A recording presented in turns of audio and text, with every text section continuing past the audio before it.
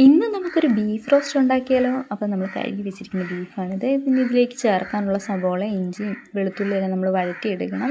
അപ്പോൾ അത് ലോ ഫ്ലെയിമിൽ തീയിട്ടിട്ട് നമ്മളത് വഴറ്റാൻ വെച്ചിട്ടുണ്ട്.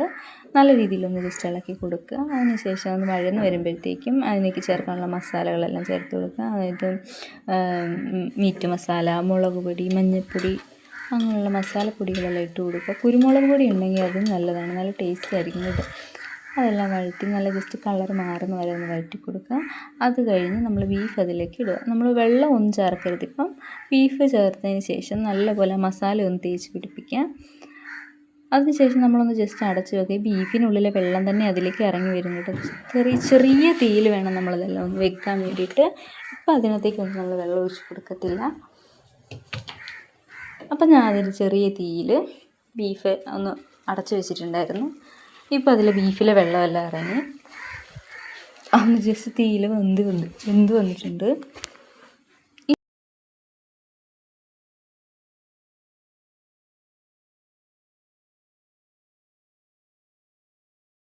ഈ സമയം നമ്മുടെ ബീഫിലേക്ക് ചേർക്കാനുള്ള വെള്ളം ഞാൻ ചൂടാകാൻ വെച്ചിട്ടുണ്ടായിരുന്നു. അപ്പം വെള്ളം നല്ലപോലെ വെട്ടിത്തിളച്ച് വന്നിട്ടുണ്ട്.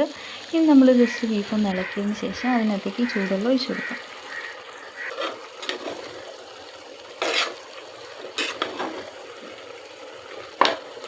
അപ്പോൾ നന്നായിട്ട് ഇളക്കിയതിന് ശേഷം ഞാൻ ഇതിനകത്തേക്ക് ചൂടുവെള്ളം ഒഴിച്ചിട്ടുണ്ടായിരുന്നു. ചൂടുവെള്ളം ഒഴിച്ച് ഒന്നും കൂടി ജസ്റ്റ് ഇളക്കിയതിന് ശേഷം നമ്മൾ കുക്കർ ലോക്ക് ചെയ്ത് വീണ്ടും നല്ല ലോ ഫ്ലെയിമിലേക്കിട്ട് കുക്കർ ലോക്ക് ചെയ്ത് വെക്കുക. ഏകദേശം ഒരു 3-4 വിസിലൊക്കെ വരുന്നത് വരെ വേണം നമ്മുടെ ബീഫ്. ആ ഒരു ടൈമിൽ നല്ല രീതിയിൽ വെന്ത് വരും.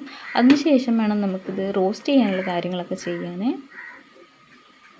അങ്ങനെ നമ്മുടെ ബീഫ് നല്ല രീതിക്ക് വെന്ത് കിട്ടിയിട്ടുണ്ടായിരുന്നു. അപ്പോൾ ഇനി റോസ്റ്റ് ചെയ്യാനുള്ള സാധനങ്ങളൊക്കെ നമ്മൾ അരിഞ്ഞ് വെച്ചിട്ടുണ്ട്. ചുമന്നുള്ളിയും പച്ചമുളക്, ഇഞ്ചി, അതുപോലെ തേങ്ങാക്കൊത്തുമൊക്കെ എടുത്ത് വെച്ചിട്ടുണ്ടായിരുന്നു. ഇനി ജസ്റ്റ് അതൊന്ന് വഴറ്റിയെടുക്കുക. തേങ്ങാക്കൊത്തും ചുമന്നുള്ളിയൊക്കെ ഒന്ന് വഴറ്റി ഇച്ചിരി മസാലയൊക്കെ ആഡ് ചെയ്ത്, ഓൾറെഡി നമ്മൾ ബീഫിന് മസാല ചേർത്തിട്ടുള്ളതുകൊണ്ട് ചെറിയ രീതിയിൽ മസാല ഇട്ടാൽ മതി.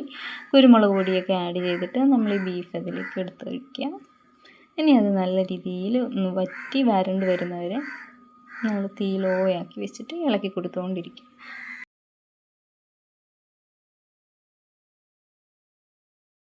തീ നല്ല ലോ ഫ്ലെയിമിലിട്ടിട്ട് വേണം നമ്മളിത് ഇളക്കി കൊടുത്തുകൊണ്ടേ ഇരിക്കാൻ, അല്ലെങ്കിൽ അടുക്കി പിടിക്കും. അപ്പോൾ നല്ല രീതിയിൽ ഇളക്കി കൊടുക്കുക. നമ്മുടെ ബീഫ് റോസ്റ്റ് ആയി വരുന്നുണ്ട്.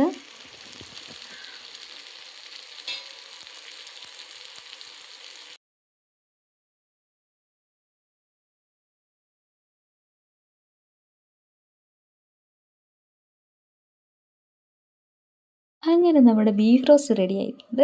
ഞാൻ ചോറിൻ്റെ വരാം. Tata bye.